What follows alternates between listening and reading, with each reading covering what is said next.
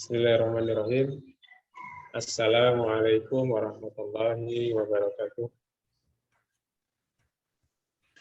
Alhamdulillahirabbil alamin.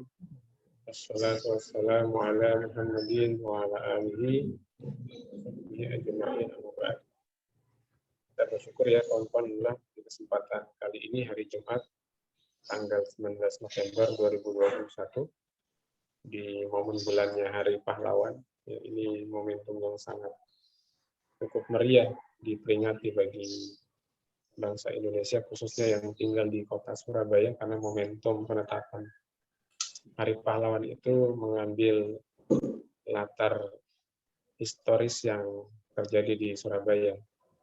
Hingga bulan November ini ya bisa kita katakan bulannya orang Surabaya ya, secara khusus. Alhamdulillah di kesempatan momentum bulan ini, tepat di tanggal 19 hari Jumat, kita dipertemukan kembali oleh Allah Subhanahu wa taala melanjutkan kajian kita, yaitu Telaah Sirah for Millennials. Bagi teman-teman yang baru bergabung, diinformasikan bahwa ini adalah sebuah forum yang digagas untuk mendekatkan kita dengan sosok Nabi Muhammad SAW dalam perjalanan dakwah beliau memulihkan hukum-hukum Islam hingga tegak peradaban Islam. Yang mana nanti lebih banyak akan kita soroti perjalanan sirah beliau ini, perjalanan dakwah dan perjuangannya dari sisi aspek politisnya. Ini adalah suatu hal yang mungkin tidak banyak yang mengungkap, tidak banyak yang menyampaikan sirah itu lantas juga turut sekaligus mengekspor lebih dalam aspek siasi atau aspek politis dari perjalanan dakwah Nabi Muhammad ini. Alhamdulillah di kesempatan kita di Telaah Sirah for Millennials akan kita gali itu bersama-sama insya Allah ya.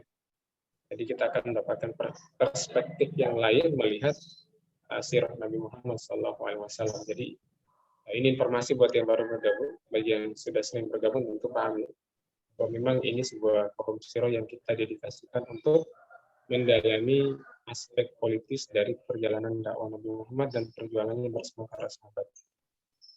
Salawat dan salam tentunya kita selalu kirimkan atas beliau Muhammad SAW, juga kepada keluarga beliau, kepada para sahabat beliau, ya yang dengan perjuangan mereka kemudian Islam ini bisa menyebar hingga kita pun turut merasakan nikmatnya iman dan Islam. Itu buah perjuangan mereka di masa lalu ya, di 1400 tahun yang lalu yang kita kaji sekarang insya Allah sirah perjuangan mereka itu. Baik teman-teman, kali ini kita sampai di edisi yang ke-21 dan sebagaimana sudah disampaikan di publikasi kegiatan hari ini, kita sampai pada pembahasan penegakan atau berdirinya negara Islam Madinah. Harus diketahui ya bahwa dulu Nabi di Madinah itu mendirikan negara. Ya. Negara dalam makna negara dewasa ini ya, jadi negara dalam tinjauan modern itu layak apa yang Nabi bangun di Madinah kala itu atau di Yasrib kala itu disebut juga sebagai negara, sekalipun awalnya masih sebuah negara dengan wilayah yang kecil yaitu sebatas wilayah Yasrib ya, tapi kemudian nanti negara ini membesar seiring waktu ya. Jadi harus di underline betul ini ya, Nabi itu mendirikan negara di Madinah, dan ini insya Allah yang akan kita bahas. Baik, Nabi setelah hijrah dan sampai di Yasrib atau di Madinah Al-Munawwarah, kemudian Nabi itu mulai mempersiapkan tegaknya sebuah institusi politik, yaitu tadi sebuah negara. Negaranya kaum muslimin yang juga menghimpun orang-orang non-muslim, ya, yang nanti menjadi salah satu di antara negara yang sudah hadir kala itu dan siap menjadi pesaing bagi negara-negara besar, ya, negara besar yang sudah punya peradaban besar, yakni Romawi dan Persia. Itu Nabi sudah persiapkan, ya, tegaknya negara ini. Dan apa yang Nabi lakukan itu mengarah kepada pembentukan lahirnya negara Islam Madinah. Nah, kalau kita melihat ya, Madinah ini ya, komposisinya ada orang-orang mukmin, ada orang-orang kafir. Orang-orang mukmin itu terdiri dari Ansor dan Muhajirin, adapun orang-orang kafir terdiri dari orang-orang musyrik Yasrib, orang-orang musyrik Madinah yang mereka tidak mau berislam setelah Islam sudah menjadi agama mainstream di Yasrib atau di Madinah Al-Munawwarah. Mereka masih tetap mempertahankan kekufuran, mereka tetap beragama dengan agama musyrik mereka, dengan kesyirikan mereka masih dipertahankan. Nah, di samping mereka ada agama samawi, tapi juga terkategori kafir ya. Jadi kafir itu memang ada dua kategori. Di dalam Al-Quran surat Al-Bayyinah kan sudah dimaklumkan kepada kita, innal ladzina kafaru min ahlil kitab wal musyrikin. Sungguhnya orang-orang kafir itu min ahlil kitab, dari golongan ahlul kitab. Ahlul kitab siapa mereka? Adalah mereka yang pernah diberikan padanya kitab, namun mereka tidak konsekuen dengan kitab yang diberikan kepada mereka. Bahkan mereka merubah kitab mereka sendiri. Ya. Siapa mereka? Yakni Yahudi dan Nasrani. Mereka lah yang kemudian disebut sebagai ahlul kitab. Dan mereka masuk kategori kafir berdasarkan Al-Quran surah Al-Bayyinah. Ini kategori orang kafir yang pertama ya, yaitu orang-orang ahlul kitab. Alhamdulillah ya, kopinya sudah datang. Teman-teman yang sedang ikut di studio Mini Al-Azhar, Mojo, itu dihidangkan kopi ya. Ini sedekah dari Ahli Norman. Alhamdulillah, barakallah. Teman-teman yang sedang di tempatnya masing-masing ya bikin kopi sendirilah ya. Karena tidak bisa ditransfer lewat data ya, nggak bisa. Jadi kalau ditransfer itu pakai jasa kurir ya. Kalau sampai ke sana udah dingin kopinya. Jadi harap bersabar, ini cobaan. Silakan bikin kopinya sendiri-sendiri ya. Baik, kembali. Jadi kategori kekafiran yang pertama itu adalah orang-orang yang kita Yahudi, Nasrani. Jelas kafir mereka ya. Meyakini kafiran mereka itu bagian dari akidah. Ya, akidah kita sebagai orang Islam. Kemudian yang kafir kategori kedua yaitu orang-orang musyrik ya. Karena dikatakan tadi min ahlil kitab wal musyrikin. Dan orang-orang musyrik juga min al-kafirin, bagian dari orang-orang kafir ya. Orang musyrik itu siapa? Orang yang menyekutukan Allah Subhanahu wa taala ya. Apakah mereka ya penyembah berhala itu orang-orang musyrik ya. Termasuk kalau sekarang agama-agama Hindu, Buddha, Konghucu itu musyrik semua. Termasuk orang ateis juga musyrik ya. Jadi orang ateis itu masuk kategori musyrik juga. Sehingga tidak ada kategori yang ketiga ya. Berdasarkan Al-Quran, kekafiran itu dua kategori. Alkitab, musyrik. Tidak ada pembagian kategori menjadi tiga. Jadi tidak dibagi Alkitab, musyrik, ateis, tidak begitu. Karena ateis hakikatnya masuk ke dalam golongan musyrik. Mereka menyekutukan Allah juga. Karena mereka menganggap materi itu setara dengan Allah. Mereka katakan materi itu azali. Materi itu kekal, tidak berawal, tidak berakhir. Sementara kekal ini adalah sifat mutlak bagi Allah Subhanahu wa taala. Sehingga mereka juga bisa kita katakan hakikatnya musyrik ya. Musyrik mereka itu. Oke, jadi di Madinah Al-Munawwarah saat itu masih tertinggal orang-orang Yasrib yang mempertahankan kemusyrikan. Mereka tidak masuk Islam, tapi jumlah mereka sangat minoritas sekali. Karena mayoritas masyarakat Yasrib setelah dakwah, khususnya waktu Nabi mengutus Musa bin Umair berdakwah di Madinah selama 1 tahun atau di Yasrib selama 1 tahun, saat itu Islam sudah menjadi opini umum, menyebar luas dan diterima baik oleh masyarakat Yasrib. Mereka konversi masuk Islam. Ya, kecuali tadi menyisakan sebagian kecil saja orang-orang musyrik yang masih bertahan dengan kekufuran. Nah, ini kondisi sosiologis ya Madinah atau Yasrib. Jadi ada orang Muslim ya yang terdiri dari Ansor dan Muhajirin ya yang sudah berhijrah dari Mekah juga kemudian berdomisili di Madinah. Kemudian juga ada kategori orang kafir yaitu orang Yahudi dan orang musyrik. Nah, kemudian apa yang Nabi lakukan? Ya, menjelang proklamasi ya, jadi meminjam istilah yang sering kita dengar ya, menjelang proklamasi tegaknya negara Islam Madinah, Daulah Islam Madinah, Nabi melakukan konsolidasi internal di dalam negeri, ya, agar negara yang baru beliau tegakkan ini kondusif, ya. Jangan sampai negara Madinah gonjang-ganjing secara internal, padahal secara eksternal mereka punya tantangan berat, yaitu kekuatan kaum kafir Mekah atau kaum kafir Quraisy yang suatu-waktu bisa menyerang Madinah. Oleh karena itu Nabi berpikir untuk menstabilkan dulu kondisi dalam negeri, ya. Nah, dan melihat komposisi sosiologis masyarakat Madinah Al-Munawwarah tadi seperti yang saya uraikan di awal, maka kemudian Nabi melakukan beberapa langkah-langkah. Nah, yang pertama, Nabi menyelesaikan permasalahan orang-orang Ansor lebih dahulu. Ya. Nah, Ansor ini terdiri dari dua suku Arab, yaitu Aus dan Khazraj, yang mereka lama hidup dalam pertikaian, dalam perselisihan. Ya. Apalagi mereka juga turut diprovokasi oleh orang-orang Yahudi Madinah, sehingga perselisihan atau pertikaian di antara mereka ini berlarut-larut dan berkepanjangan.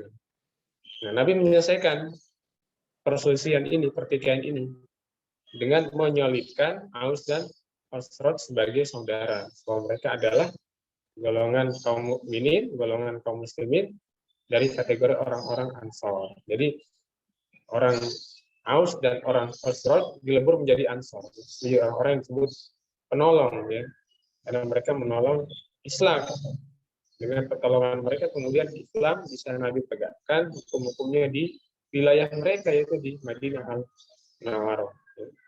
Kemudian yang Nabi terpikirkan kedua adalah orang-orang Muhajirin, yang notabene mereka ini bukan asli Yasrib, mereka pendatang, mereka berasal dari Mekah, namun mereka meninggalkan Mekah ini untuk menyelamatkan imannya. Mereka lari menuju Allah dan mereka hijrah ke Madinah. Jadi bukan lari dari Allah, ya, mereka lari menuju Allah malah, dari Mekah ke Madinah. Dan untuk kita ketahui mereka itu meninggalkan harta benda, bahkan ada yang meninggalkan keluarga, ya, sehingga mereka membawa problem apa? Problem ekonomi, ya. Kalau tadi problem orang-orang Ansor adalah problem persatuan, problem soliditas, maka problem orang-orang Muhajirin adalah problem ekonomi. Mereka datang dengan membawa kemiskinan, gitu. Sekalipun beberapa di antara mereka awalnya kaya raya di Mekah, ya. Sebut saja Suhaib Ar-Rumi, sebut saja Abdurrahman bin Auf. Ini dulu di Mekah orang-orang kaya raya, orang tajir ini. Ya. Suhaib Ar-Rumi ini luar biasa, ya, dia pelopor, ya. Dia salah satu dari pelopor yang Nabi sebutkan, pelopor di dalam Islam bagi suatu bangsa tertentu, ya, yaitu bangsa Romawi. Nabi pernah menyebutkan bahwa beliau adalah pelopornya Arab, ya, orang pertama berislam dari kalangan bangsa Arab, sementara Suhaib Ar-Rumi adalah pelopor dari kalangan bangsa Romawi. Ya. Kemudian Nabi juga menyebut Bilal bin Rabah itu adalah pelopor dari orang-orang Habasyah, Afrika. Dan yang terakhir Nabi menyebut Salman Al-Farisi sebagai pelopor dari bangsa Persia. Ya, jadi Suhaib Ar-Rumi istimewa. Dia termasuk sahabat yang menjadi pelopor pertama kali, ya, cikal bakal Islam dari kalangan bangsa Romawi. Ya. Kayaknya dia di belakang namanya ada penyematan Ar-Rumi, itu penanda bahwa dia adalah orang Romawi. Karena memang dia asalnya dari sana, ya. Yang suatu ketika mereka mendapat serangan dari Bizantium, kemudian dia dijual, diperbudak, hingga singkat cerita dia sampai di Mekah. Dan di Mekah nanti dia dibebaskan, dimerdekakan. Setelah itu kemudian dia memulai aktivitasnya sebagai seorang tajir, seorang pedagang di Mekah, dan dia menjadi sukses kaya raya. Tapi waktu dia hijrah dari Mekah ke Madinah, dia tidak membawa hartanya. Ya. Hartanya di stake di rumah. Ya. Namanya kita kedatangan satu teman lagi, ya. Ini beliaunya asal Maluku, tapi dulu pernah kuliah di Makassar. Ya. Ya, sama, saya juga pernah kuliah di Makassar, cuma kita tidak ketemu, ya. Kita terpaut jarak yang cukup jauh, ya. Nah, kita jauh di mata tapi dekat di doa. Kayak lagu. Insya Allah, ya. Jadi lanjut, Suhaib Ar-Rumi itu waktu hijrah dari Mekah menuju Madinah, dari mana para sahabat Nabi yang lain, dia tidak membawa harta, dia tinggalkan hartanya di rumahnya. Nah, dalam perjalanan dia dicegat oleh orang-orang kafir Quraisy. Ya. Nah, akhirnya kompensasi dia diloloskan itu dengan memberikan harta yang ditinggal di rumah. Gitu. Jadi hartanya yang ditinggal itu diberikan kepada orang-orang kafir Quraisy. Artinya apa? Dia datang ke Madinah Al-Munawwarah dengan kemiskinan, ya, gitu. Tanpa harta, ya. Dia tinggalkan hartanya di bumi Mekah, ya. Nah, dia berangkat ke Madinah itu ya bisa kita katakan kosongannya. Ya, sehingga kalau mengutip lagunya Hamdan ATT zaman dulu, ya, lagu dangdut. Dulu kan ada lagu judulnya termiskin di dunia. Mungkin pernah dengar, ya. Ya mungkin Syekh Arumi bisa kita sebut termiskin di bumi Madinah saat itu, ya, karena dia meninggalkan harta benda. Nah, termasuk, ya, sahabat Abdurrahman bin Auf. Ini juga orang kaya raya, bahkan super kaya kalau yang sahabat ini. Abdurrahman bin Auf ini kekayaan yang tidak tertandingi. Sampai-sampai kalau di dalam buku sirah sahabat itu dia disebut sebagai sahabat bertangan emas. Apapun yang dipegang sama dia jadi uang nanti. Sahabat bertangan emas ini. Bin Auf. Ya, tapi sama, dia meninggalkan harta juga di Mekah. Ya. Datang ke Madinah, ya mungkin modalnya cuma 2 dinar lah, tidak banyak dia tinggalkan hartanya. Nah, jadi ini menjadi problem bagi orang-orang muhajirin, ya, yaitu problem ekonomi. Ya, mereka punya masalah yang spesifik tersendiri. Kalau orang-orang Yasrib tadi, orang-orang Aus dan Khazraj, masalah persatuan, ya. Masalah solidaritas, masalah kerukunan. Tapi kalau muhajirin ini masalahnya kemiskinan, masalah ekonomi.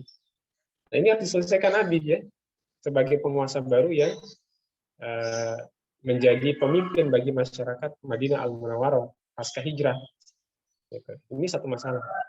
Kemudian apa yang Nabi lakukan untuk menyelesaikan problem sosial orang-orang muhajirin ini, ya, Nabi kemudian mempersaudarakan mereka dengan Ansor. Gitu. Jadi orang-orang pendatang yang tanda kutip kere-kere ini, ya, dipersaudarakan dengan orang putra daerah, ya, dengan bumi putranya Madinah Al-Munawwarah yang punya kehidupan ekonomi yang lebih baik. Dan nantinya bisa terjadi sharing harta, sharing mal, ya, di antara orang Ansor kepada orang Muhajirin. Ya, misalnya apa? Nabi mempersaudarakan Abdurrahman bin Auf dengan sahabat Ansor bernama Sa'ad bin Rabi. Ini Sa'ad bin Rabi ini representasi orang kaya Madinah. Jadi orang kaya dengan orang kaya dipersaudarakan, tapi satunya mantan kaya. Sama Nabi dipersaudarakan. Nah, Sa'ad bin Rabi dalam kisahnya itu menawarkan harta. Ya, saya punya harta, ayo bagi 2. Gitu. Tawarkan kepada Abdurrahman. Ya, Abdurrahman menghargai niat tulus dari Sa'ad bin Rabi, tapi Abdurrahman tidak menginginkan harta Sa'ad. Ya. Tidak minta harta dia. Abdurrahman hanya minta satu, informasi di mana pasar. Gitu. Naluri bisnisnya sudah mulai muncul, ya, Abdurrahman. Tidak lama berselang pasca hijrah, dia minta ditunjukkan pasar. Dengan modal 2 dinar tadi, ya, dia berusaha di pasar Madinah dan kemudian kembali menjadi kaya raya. Ya, Sultan, ya, dilawan, ya. Ini sahabat yang dijuluki bertangan emas ini. Coba baca dalam sirah. Julukannya Abdurrahman itu sahabat bertangan emas. Iya, dia mentalnya mental terhormat. Walaupun aji mumpung, ya, ada sahabat kaya raya berbagi harta 50-50, 50-50, dia nggak mau. Ya. Tapi dia tetap memberikan apresiasi, respect. Ya. Terima kasih, cukup tunjukkan pasar saja. Gitu. Nah, akhirnya ditunjukkan pasar dan dia, ya, tadi singkat cerita kemudian berdagang dan kembali menjadi kaya raya. Nah, ini yang Nabi lakukan sebagai seorang pemimpin baru di Madinah Al-Munawwarah, menyelesaikan problem-problem masyarakat, ya, termasuk problemnya orang Muhajirin yang mereka punya problem secara ekonomi tadi itu. Solusinya adalah Nabi mempersaudarakan Muhajirin dan Ansor, sehingga harkat ekonomi orang-orang Muhajirin terangkat. Gitu. Walaupun sebagian di antaranya juga memilih berusaha dengan tangan sendiri seperti Abdurrahman bin Auf tadi. Ya. Nah, jadi seperti itu, ya, gambaran orang-orang Ansor. Wajar kalau mereka disebut Ansor. Benar-benar penolong memang. Ya. Sekarang kan juga ada yang namanya ansor ya, tapi suka nolong apa enggak, walau alam. Tapi insya Allah penolongnya, kalau namanya ansor ya, tinggal tinggal di ini apa namanya, kembali diingatkan ya. Nah, betul ya. Tinggal siapa nanti yang mengomandoi ya. Insya Allah mereka akan kembali kepada hakikat awalnya sebagai penolongnya. Oke, jadi seperti itu ya, problem yang Nabi selesaikan menyangkut orang Ansor dan orang Muhajirin, ya. Orang Madinah asli dan orang pendatang dari Mekah. Ya. Nabi selesaikan problem mereka. Ya. Kemudian juga Nabi menyelesaikan problem orang-orang Yahudi. Ya. Ya, termasuk di sini orang kafir musyrik juga Nabi selesaikan problem mereka. Nah, Yahudi ini adalah orang-orang yang nggak bisa dipegang ini kepercayaan atas mereka. Ya. Bahaya Yahudi ini, bahaya. Mereka bisa menggunting dalam lipatan, mereka ibarat duri dalam daging, ya. Sehingga harus diwaspadai gerak-gerik orang Yahudi. Nah, hanya kepada mereka, ya, bahkan tidak hanya kepada mereka, kepada orang-orang Madinah Al-Munawwarah secara umum, Nabi mengikat perjanjian. Itulah kita kenal sebagai Piagam Madinah, ya. Atau Madinah Charter. Ya. Kalau di Indonesia kita mengenal Jakarta Charter, Piagam Jakarta. Ya. Lalu di Madinah ada Madinah Charter, ya. Piagam Madinah. Ya, silakan kopinya dinikmati. Itu sedekah dari salah satu teman kita ya. Silakan dinikmati. Berkah insya Allah. Saya juga belum ini, baru tak lihat-lihat aja. Ya, disuruh dulu ya, biar makin berkah. Nah. Iya, lanjut ya. Nah, problem orang-orang kafir ini harus diselesaikan, baik itu musyrik maupun lebih-lebih Yahudi. Ya. Nah, kalau untuk orang-orang musyrik, kalau jumlah mereka kecil, tidak terlalu menjadi masalah yang mengkhawatirkan. Ya. Cukup diikat dengan perjanjian bahwa mereka nanti diberi kewarganegaraan sebagai penduduk Madinah Al-Munawwarah, tapi mereka harus memberikan loyalitas kepada kekuasaan Nabi Muhammad. Ya. Gampang lain orang-orang musyrik ini, ya, di mereka kecil, ya. Tapi yang harus menjadi perhatian, ya, yang serius adalah orang-orang Yahudi. Ya. Apalagi mereka punya track record dan bisa dipercaya memang. Itu karakter dari dulu sampai sekarang. Ya, makanya kita lihat berbagai resolusi untuk mendamaikan dalam tanda kutip Palestina dengan Israel selalu dilanggar oleh Israel. Nah, bisa dipercaya memang Yahudi itu. Nah, sehingga solusi atas masalah Palestina itu bukan dengan diplomasi, bukan perundingan, bukan. Mereka melanggar terus bolak-balik melanggar kesepakatan. Nah, cara mereka itu hanya mengerti satu bahasa saja. Mereka tidak mengerti bahasa perundingan. Apa bahasa yang mereka pahami? Bahasa perang. Karena itu selalu mereka timpakan atas kaum Muslim Palestina, diperangi, dibombardir, bahkan mau mengupayakan genosida atas Muslim Palestina, sehingga menyikapi mereka dengan bahasa itu, yaitu bahasa perang. Karena mereka ngertinya bahasa perang dengan kita. Umat Islam berhentilah. Kalau kita bawa kasus konteks Palestina hari ini, ya, berhentilah umat Islam itu berunding dengan pihak Palestina, ya. Berhenti, ya. Itu bukan solusi untuk Muslim Palestina. Jadi adalah jihad fisabilillah, perang, diperangi orang-orang Yahudi hingga mereka takluk, gitu, ya, dan tidak mengklaim wilayah Palestina menjadi Israel. Coba kita lihat di peta hari ini, Palestina nggak ada, adanya Israel. Gitu. Saya pernah melihat vlog, ya, sekilas. Saya kan suka buka YouTube untuk lihat hal yang baru. Sekilas saat itu sampai saya ke vlog ini juara-juaranya Idol. Siapa yang terbaru kemarin? Ini biasa tuh lebih tahu ini. Siapa yang terbaru kemarin? Dan ikuti Idol ya. Indonesian Idol. Siapa yang terbaru kemarin juaranya tuh? Ya. Intinya dia perempuan, dia juaranya kemarin perempuan.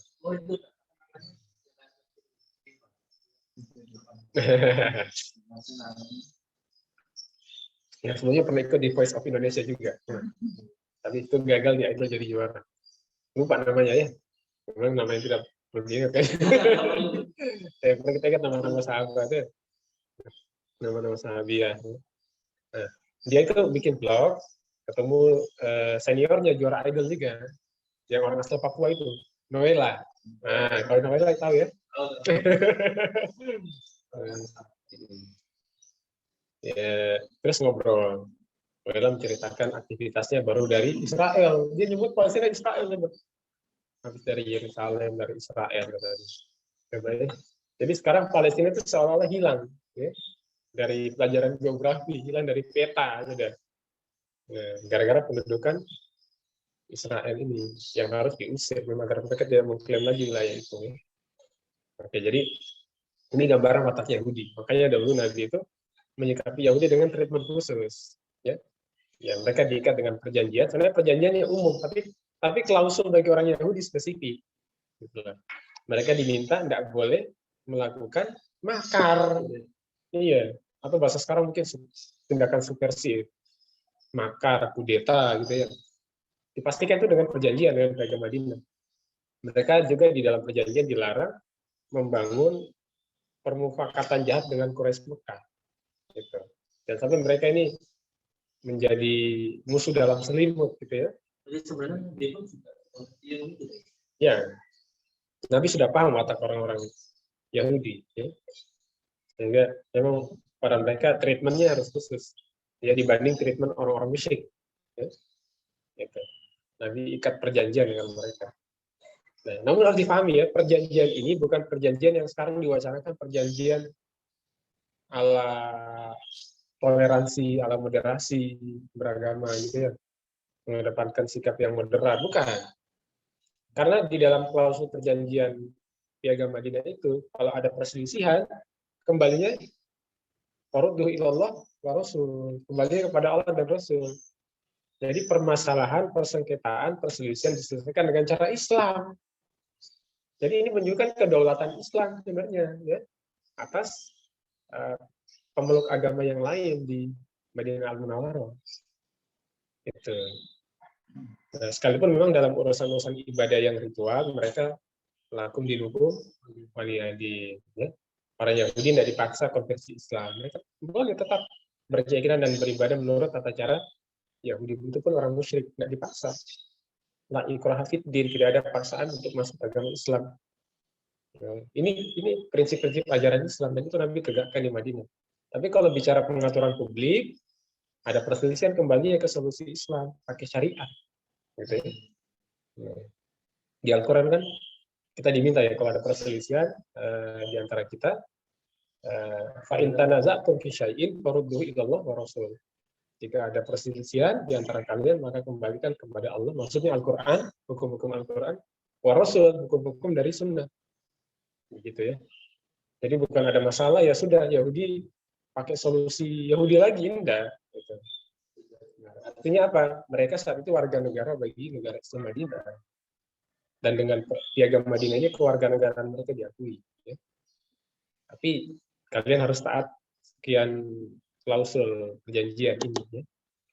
Yaitu harus memberikan loyalitas kepada negara Islam Madinah. Kalau ada serangan, maka dipertahankan bersama-sama. Jangan umat Islam yang menghadapi mereka berpangku tangan atau bahkan menjadi pendukung bagi pasukan musuh. Ya. Di dalam klausul diminta mereka juga turut mempertahankan Madinah sebagai juga wilayah mereka ya. Gitu. Wilayah mereka tapi dengan kepemimpinan yang baru, itu kepemimpinan Rasul dengan hukum-hukum yang baru yaitu syariat Islam. Nah, jadi seperti itu. Hingga akhirnya walhasil kondisi Madinah ini kondusif. Ya. Bisa kita katakan kondusif. Nah, ini pelajaran ternyata tegaknya negara itu hal yang pertama kali dilakukan adalah konsolidasi internal dulu. Sebelum bicara hal-hal yang sifatnya eksternal, misalnya perluasan, misalnya hubungan politik luar negeri, itu dibicarakan nanti. Setelah yang di dalam stabil. Ya. Selama di dalam belum stabil kan nanti menjadi bahaya besar itu yang datang dari luar. Tapi kalau di dalam kita solid, ya bahaya dari luar kita hadapi bersama-sama. Gitu. Sehingga lebih utama bagi pembentukan negara baru adalah menstabilkan kondisi internalnya dulu. Oleh karena seorang pemimpin dituntut kecakapan membaca potensi internalnya, komposisinya apa saja, permasalahannya seperti apa, agar nanti bisa diselesaikan lebih dini sebelum muncul masalah internal dan makin direpotkan dengan tantangan eksternal. Nah, itu Nabi lakukan. Dan yang tidak kalah penting adalah waktu terbentuk negara Islam Madinah itu, Nabi menjadikan masjid sebagai sentra kegiatan. Nah, ini penting sekali ya.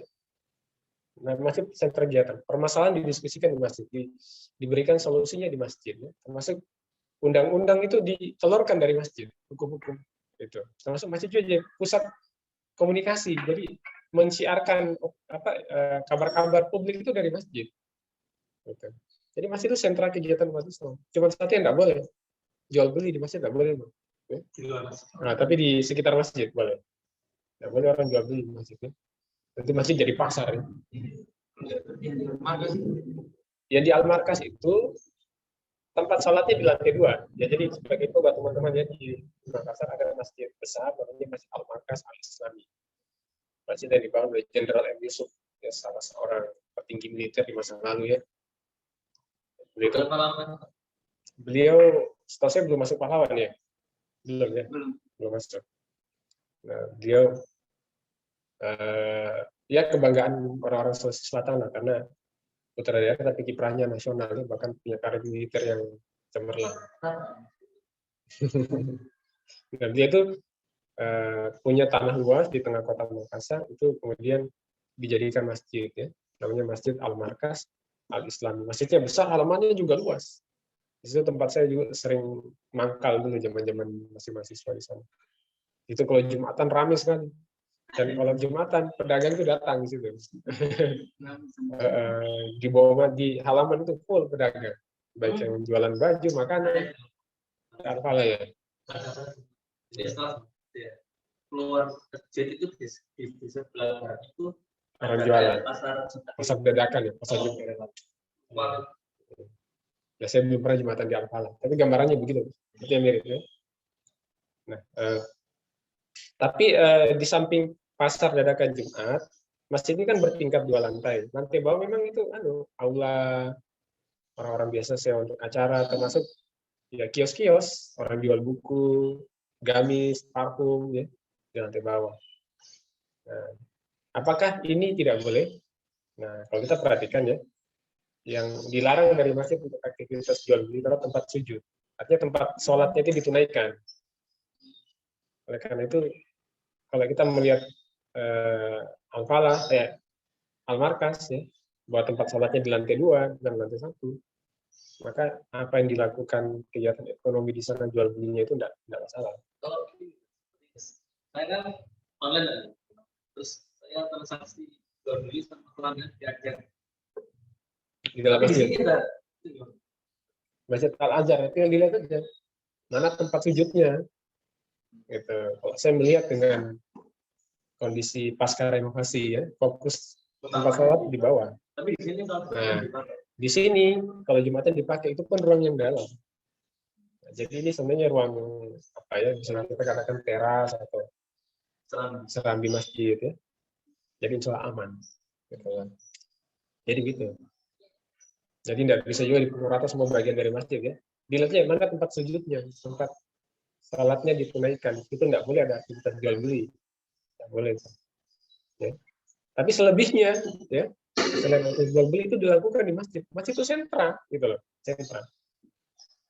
Dan itu pula yang kita warisi dahulu di Nusantara ini, masjid sentra kegiatan umat Islam. Nah, cuman setelah Belanda, ya, datang menjajah negeri ini, mereka merumuskan strategi melemahkan umat Islam, yaitu mereduksi peran masjid. Ya, apa itu peran masjid? Peran politiknya direduksi. Ya, tidak boleh bicara politik masjid. Jadi kalau hari ini ada yang mengatakan tidak boleh membawa pembahasan politik masjid, mereka sering mengulang ini skenario Belanda yang dulu dimotori oleh Snowfall-nya. Gitu. Ya, termasuk di Jawa, diacak-acak sama dia Snowfall-nya ini. Sampai di Jawa. Karena kan pusat pemerintahan Hindia Belanda itu di Batavia, di Pulau Jawa. Dan rekom-rekom aja disampaikan ke pemerintah Hindia Belanda dan kerajaan Belanda di negeri Belanda sana. Itu menjadi kemudian strategi menghadapi umat Islam. Nah, ternyata umat Islam kalau sekedar beribadah itu tidak jadi masalah, tidak jadi tantangan bagi kolonialisme Belanda. Yang jadi masalah umat Islam berpolitik, termasuk berekonomi. Inilah yang kemudian diberangus ya. Makanya Muhammad Nakir ya, seorang tokoh masyhur juga pendiri Dewan Dakwah Islamiyah Indonesia itu mengatakan Islam beribadah dibiarkan. Makanya kalau kita beribadah leluasa jangan bangga. Memang begitu, memang akan dibiarkan. Nah, bahkan di Amerika pernah membuka ruang ya, untuk sholat Jumat, untuk buka puasa bersama ya. Gitu. Karena orang-orang sekuler tidak anti agama dalam batas-batas agama hanya diekspresikan secara ritual, tapi agama yang mau dihadirkan sebagai sebuah sistem hidup tidak boleh, karena sistem hidup mereka ya kapitalis liberal. Ya. Orang-orang sekuler tidak punya sistem sendiri. Sistem Islam tidak boleh menggantikan sistem kehidupan mereka. Tapi kalau Islam sekedar sholat, ya, Islam sekedar ibadah mahdoh, ya ritual, mereka membuka ruang. Silakan. Ada tambahan lagi. Ini kopinya kurang ini ya. Masih ada ya. Masih ada ya. Nah, khawatir. Kita makannya biasa, minumnya luar biasa. Kopi ya. Ngantuk ya, tapi kopi gimana? Sudah hilang ngantuknya. Oh gitu ya. Ini paling capek ini teman kita, dia baru datang aja dari Makassar. Baru aja nyampe saya sudah datang ke sini. Tapi enggak, dia datang juga ya. Ini luar biasa loh. Ini di Makassar aktivis ini. Ya. Ini aktivis humas. Humasnya kami daerah Makassar. Ini ya. Luar biasa ini. Kami. M-nya 2. Kalau M-nya 1 itu ini apa? Rocky Gerung gitu. Iya, dia M-nya 2. Satuan Aksi Mahasiswa Muslim Indonesia, daerah Kota Makassar. Ini aktivis ini, jangan salah ya. Ya, ini kebahagiaan buat kita ya berkumpul dengan orang soleh. Ya. Jadi lanjut ya. Nabi dahulu juga waktu sudah hijrah ke Madinah Al-Munawwarah, sentra aktivitas itu dipusatkan di masjid. Nah ini saya pikir ya masjid kita kembalikan ya. Kita kembalikan masjid harus semarak, harus penuh dengan aktivitas, dengan kegiatan ya. Nah, tidak semata-mata dengan sholat 5 waktu. Beberapa masjid-masjid tua saya lihat dikunci kalau tidak sholat 5 waktu. Masjid saya di kampung ya, Masjid Kesultanan itu kalau tidak sholat 5 waktu dikunci. Sholatnya nggak dibuka gitu loh. Nah, padahal masjid tidak semata-mata buat ibadah ritual saja. Ya. Kalau gambarannya di Masjid Ampel kayak apa? Kurang lebih hampir sama ya. Kalau tidak sholat wajib atau sholat Jumat ditutup. Yang kalau serambi tetap. Iya. Kalau serambi tetap. Ada ruangan khusus kalau dibuka ada ruang satu kotak juga. Itu memang tinggi. Nah ini kondisi serambi ya serambi enggak. Orang berziarah Betul. Iya. Kalau di zaman Nabi Masjid Nabawi itu ya serambinya ya ruang utamanya buka semua. Harusnya begitu. Bagaimana kalau kekhawatiran ada pencurian ya, maka harus ada keamanan. Kan gitu ya. Apalagi saat ini kan hukum Islam yang berlaku kalau kita bicara konteks zaman Nabi. Silakan aja nyuri kalau berani. Jaminannya tangan hilang. Orang nggak berani lah ya. Hari ini pun di Madinah itu minim sekali pencurian. Coba dengar cerita orang haji dan umroh. Begitu azan, kios ditinggal. Coba. Madinah loh kayak gitu. Dibiarkan. Anda berani nyuri silakan, siap-siap tangannya hilang. Orang nggak berani. Nah inilah makanya hukum Islam itu sangat efektif mencegah kriminalitas. Kita baru bicara hukum pidana, belum hukum ekonomi, belum hukum politik. Ya. Kalau itu Islam itu sebagian, apalagi kalau total. Gitu ya. Kita bisa bayangkan masyarakat hidup dengan keamanan tingkat tinggi. Ya. Gitu. Tanpa perlu repot-repot mencari jasa ekonomi. Tanpa perlu CCTV. mohon maaf ya, security CCTV dalam Islamnya bermasalah loh. Itu masuk kategori tajassus, mata-matai orang. Gitu. Artinya pencegahan kriminal bukan dengan malah melanggar syariat. Gitu. Dan kita diajari dalam Islam itu niat yang baik caranya juga Islam, caranya yang ada tuntunannya ya. Dan itu menjadi nasihat Sunan Bonang kepada Sunan Kalijaga. Sunan Kalijaga kan niatnya baik, dia mencuri dari orang kaya, dibagikan ke orang miskin. Jadi gambarannya kalau di Inggris itu kayak Robin Hood. Ya. Makanya kelakuannya kayak gitu, dia cukup berandalan, berandal Lokajaya. Nah, dia berandal Lokajaya namanya gitu ya. Nah, satu ketika yang dia begal ini ulama, Sunan Bonang. Nah, Sunan Bonang kemudian dia didakwahi. Sunan Bonang mengingatkan Sunan Kalijaga, niat yang baik caranya harus benar. Ya. Gitu. Diibaratkan kalau tidak salah itu dengan analogi mencuci pakaian dengan air najis gitu ya. Bagaimana mungkin bisa bersih tanpa kotor? Sehingga mohon maaf saya termasuk orang yang tidak sepakat dengan CCTV. Ya. Karena itu melakukan aktivitas tajassus mata-matai. Karena Islam melarang, wala tajassasu. Janganlah kalian saling mentajasusi, memata-matai. Itu diharamkan dalam Islam. Ya. Definisinya apa? Lagian CCTV tidak mencegah, hanya beritahu telah terjadi kejadian gitu lah. Yang security lebih mencegah. Ada orang masuk bisa dihadang. Jadi tidak bisa, CCTV kecil jadi transformer, jadi robot. Jadi dia mencegah ya. Kalau enggak kan enggak. Apalagi banyak kejadian CCTV sering mati. Kejadian di kilometer 8 itu ya. Itu mati. Itu mati apa dimatikan itu. Sehingga ya enggak efektif juga sebenarnya ya. Gitu. Sehingga umat Islam dituntut mencari jalan yang lain. Harus kreatif umat Islam itu. Jangan di sini nggak bisa lewat, lantas buntu, cari jalan lain. Gitu ya, cari jalan lain. Seperti misalnya dalam Islam itu haram mengotopsi mayat. Karena kita dilarang yang mengobrak-abrik jasad itu nggak boleh. Mayat itu tetap kita hormati sekalipun sudah mayit. Gitu. Jadi pembuktian kejahatan tidak dengan otopsi. Ada cara pembuktian yang lain dalam Islam. Tidak harus dengan otopsi. Otopsi itu apa? Dibongkar mayatnya. Saya pernah dapat cerita dari teman yang kuliah di FK itu. Ya, memang kalau akurasi ya akurat. Tapi kan kalau Islam melarang ya tidak boleh lah. Karena babi itu bermanfaat tidak bermanfaat ya. Punya lemak ya, punya protein, tapi kan kita dilarang makan. Nah, akhirnya kita cari yang lain. Masih ada daging sapi, daging kambing ya. Jadi gitu, kita dilarang itu sebenarnya sedikit, tapi yang dibolehkan lebih banyak. Kenapa kita ngotot dengan yang dilarang gitu. Nah, ya ini juga mendorong umat Islam jadi kreatif. Gitu. Mencari jalan yang lain yang diperkenankan oleh Islam. Ya karena terpadu. Ketika Islam menutup satu pintu, Iya, dibuka yang lain, jangan khawatir. Tapi ada jual beli. Betul. Ada sirka. Sirka, betul. Islam melarang zina, tapi Islam membuka pernikahan sampai 4 kali. Kenapa pilihnya zina coba? Ya, orang nikah sampai 4 kali dibolehkan. Ya. Pantihu mato balakum minan desa, masna wasulasa, waruba. Coba itu ya. Kenapa pilihnya zina? Padahal itu kata Allah,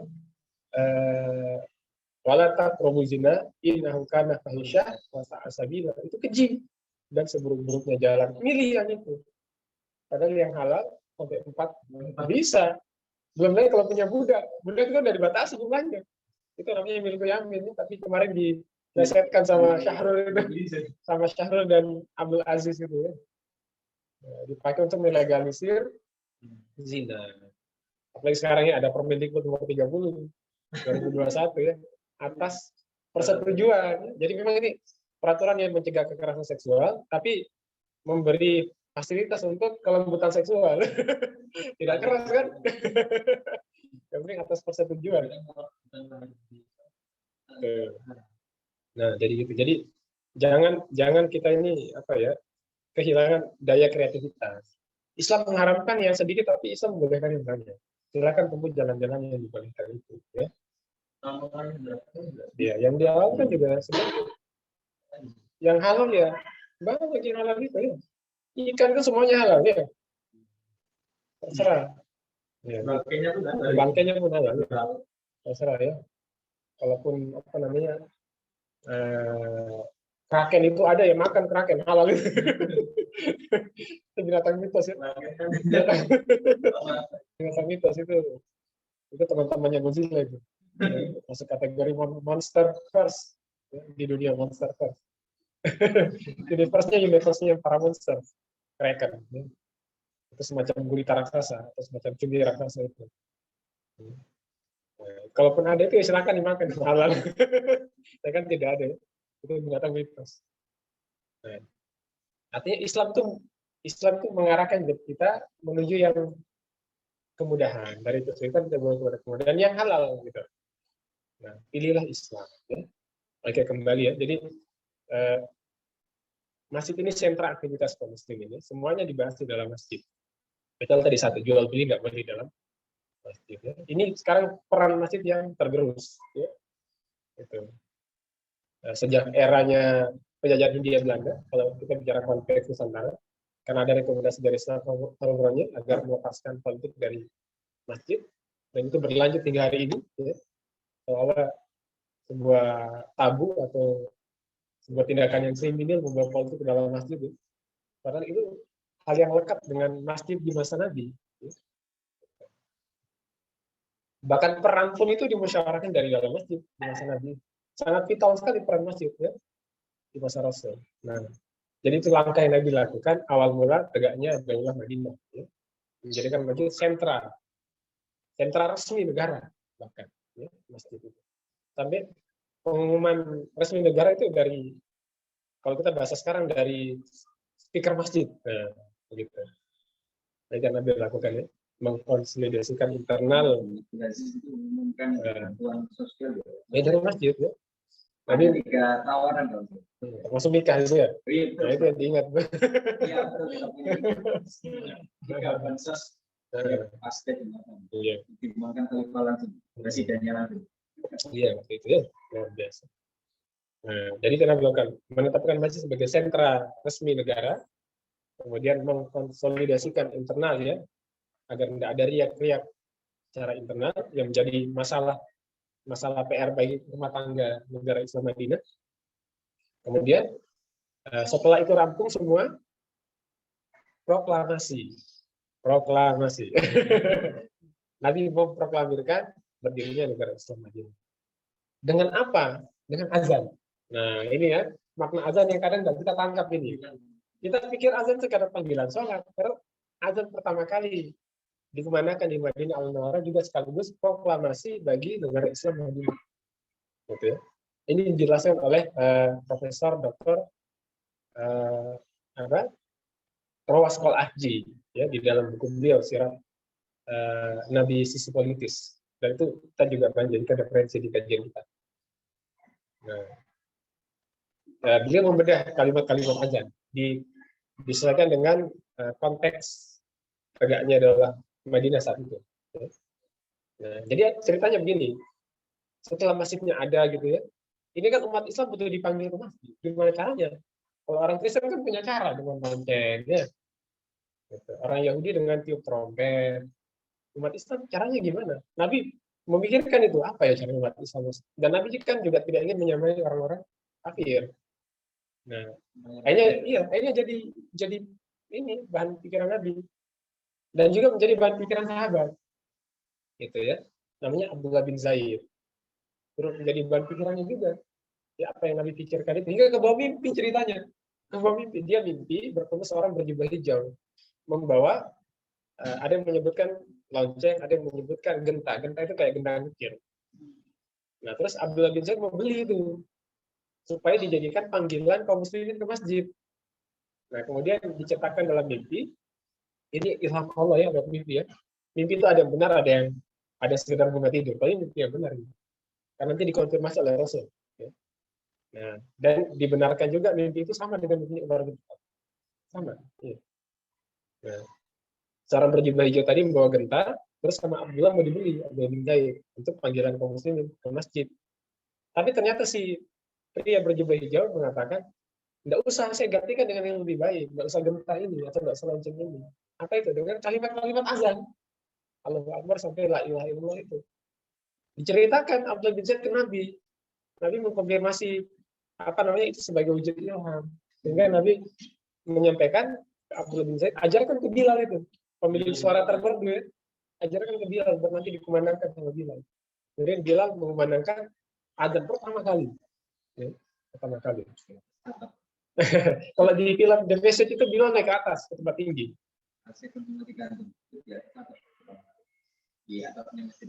Ya, kalau kita lihat visualisasi di film kan Bilal naik ke tempat tinggi. Ya. Dan itu kan belum ada toa, belum ada mic. Ya. Kalau alam, nanti kita pastikan lagi ya. Cuma kalau visualisasi di film, Bilal naik ke tempat tinggi. Nabi pun dulu waktu mendakwahi orang-orang Mekah, Nabi naik ke Bukit Mina. Biar suaranya lebih terdengar luas dan banyak bisa dengar gitu loh. Yang itu belum ada mic, belum ada toa ya, belum ada menara, sehingga uslubnya waktu itu begitu Nabi. Tapi sekarang kan uslub bisa kita kondisikan dengan perkembangan teknologi. Pakai menara ya. Iya. Termasuk orang Nusantara kan dulu pakai beduk ya. Kalau menurut Kiai Mas Saiful Muluk sekarang beduk sudah tidak relevan, karena sudah ada mic. Sehingga beliau pengadaan beduk di masjid itu mubazir. Menurut beliau ya, tapi sebagian masjid tradisional kan mempertahankan sebagai kearifan, ya, warisan kearifan. Tapi kalau di Tabu juga ini sudah kalah ya dibanding suara mic. Ya. Tapi zaman dulu itu efektif, zaman dulu ya. Oke, nggak usah kita perselisihkan ya masalah ini. Tapi dalam pandangan Kiai Mas Saiful Muluk, beduk sekarang sudah tidak relevan. Ya. Oke, kembali ya. Kemudian Bilal mengumandangkan azan dengan kalimat yang diajarkan oleh Abdullah bin Zaid yang didapatkan dari ilham mimpi dan dibenarkan oleh Rasul itu. Begitu itu dikumandangkan, Umar dengar. Loh, sama persis dengan mimpinya Umar semalam. Umar sampaikan ke Nabi. Jadi memang ini ilham Allah, betul. Yang Allah berikan kepada paling tidak dua sahabat. Abdullah bin Zaid dan Umar bin Khattab. Dan ternyata ini bukan sekedar panggilan ibadah, ya, tapi mengandung makna politis. Saat itu ya, kita sesuaikan dengan konteks tegaknya Daulah Madinah ya. Dijelaskan oleh Profesor Dr. Rasul Haji, makna per makna kalimat itu Allahu Akbar itu maknanya apa? Bahwa Allah Maha Besar, Taubat itu kecil. Nah, kekuasaan selain Islam itu Taubat. Gitu. Kekuasaan Mekah itu Taubat. Kekuasaan Yasrib Jahiliyah itu Taubat. Allah yang harus kita besarkan sekarang. Nah, kemudian apa? Asyhadu an la ilaha illallah ya. Nah, ini merupakan persaksian kedaulatan hukum Allah. Karena la ilaha illallah itu maknanya adalah la ma'budah illallah, tidak ada yang diibadahi selain Allah, termasuk dalam hal berhukum. Ya. Nah, ditegaskan dalam Al-An'am ayat 57, innal hukmu illa lillah ya. Jadi kita harus menyempurnakan syahadat kita itu dengan turut menjadikan hukum-hukum Allah itu sebagai aturan perilaku kita ya. Jadi orang yang beriman itu tidak sekedar pengakuan, tapi juga harus mewujud dengan perilaku taat syariah ya. Karena la ilaha illallah itu maknanya la ma'budah illallah, termasuk dalam hukum. Begitu ya. Nah, jadi ini ada makna politisnya ternyata ya. La ilaha illallah itu. Wa asyhadu anna Muhammadar Rasulullah. Nah, Muhammad nanti menjadi pemimpin. Kita declare Muhammad sebagai pemimpin juga, itu maknanya. Umat Islam sekarang di Madinah Al-Munawwarah pemimpinnya Nabi Muhammad. Apapun masalah kembalikan kepada keputusan beliau. Hayya 'alas shalah, hayya 'alal falah, itu kan panggilan berkumpul. Jadi apa ya? Dimaknai ya, termasuk kemenangan ya, pesan kemenangan. Itu dimengerti oleh Dr. Rasul itu persatuan. Yang kita berkumpul, persatuan ya, termasuk kemenangan itu. Hayya 'alas shalah juga ini merupakan deklarasi umat Islam sekarang sudah leluasa beribadah. Dulu di Mekah mereka tidak leluasa, mereka beribadah sembunyi-sembunyi. Ya. Sembunyi-sembunyi, kalau ketahuan orang kafir Quraisy, mereka diintimidasi. Nabi aja pernah sambil sholat itu Nabi ditimpakan kotoran. Nah, sekarang di Madinah mereka sudah punya kekuasaan sendiri, mereka leluasa, mereka bebas sholat. Hayya 'ala sholat. Gitu ya. Kemudian kembali penegasan ulang di ayat, Allah Maha Besar dan kedaulatan hukum milik Allah. Jadi ternyata ini pesan politis. Ini adalah kalau bahasa sekarang proklamasi tegaknya Daulah Madinah. Begitu ya. Oke. Nah ini ya, ini uniknya kita mengkaji sirah Nabi dari aspek politis. Ya, silakan barangkali kalau ada yang punya teman-teman diskusikan. Kita masih ada waktu, coba yuk. Wah, lebih malah ya. Atau mungkin cukup ya. Ya, nanti kita diskusi offline saja. Nah ini ya, bukan salah ibu mengandung, ini salah antum nggak ada di lokasi. Ya. Nanti salah pekan depan kalau ada yang dekat-dekat sini silakan merapat. Sebenarnya lebih enak forum itu offline, terus terang. Iya. Lebih keras, lebih kerasa ya. Ya. Apalagi kita kan kondisi sudah melandai. Ya, kembali kita aktifasi kegiatan-kegiatan offline. Tapi tetap memperhatikan protokol. Ya, jangan sampai kita lengah. Sekarang musim hujan sangat subur buat kuman penyakit untuk berkembang biak. Ditambah menjelang Natal dan Tahun Baru, momen liburan. Kalau kita lengah, ada kenaikan lagi. Apalagi sekarang itu COVID sudah punya varian-variannya.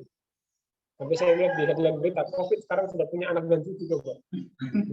Kalau bikin kakak mungkin sudah berapa lembar itu. Sudah punya anak cucu, dia sudah harus kakaknya dipisah sudah. Karena sudah punya cucu. Iya, banyak varian-varian. Delta Plus ya. Itu mungkin Delta Plaza Plus juga ada itu. Varian yang menyebar di Delta Plaza. Ada yang masih mudah-mudahan masih milenial ya. Iya. Dan kabar buruknya varian Delta Plus sudah sampai Malaysia. Malaysia tetangga kita, jiran kita. Sebentar lagi tinggal nyebrang kita. Ya. Hanya sampai kita lagi. Ya, kita waspada. Tapi juga jangan juga terus-terusan online ya. Sesekali kita offline juga dengan memperhatikan protokol kesehatan. Gitu ya teman-teman ya. Kita akhiri. Subhanakallahumma wa bihamdika asyhadu an la ilaha illa anta astaghfiruka wa atubu ilaik. Assalamualaikum warahmatullahi wabarakatuh.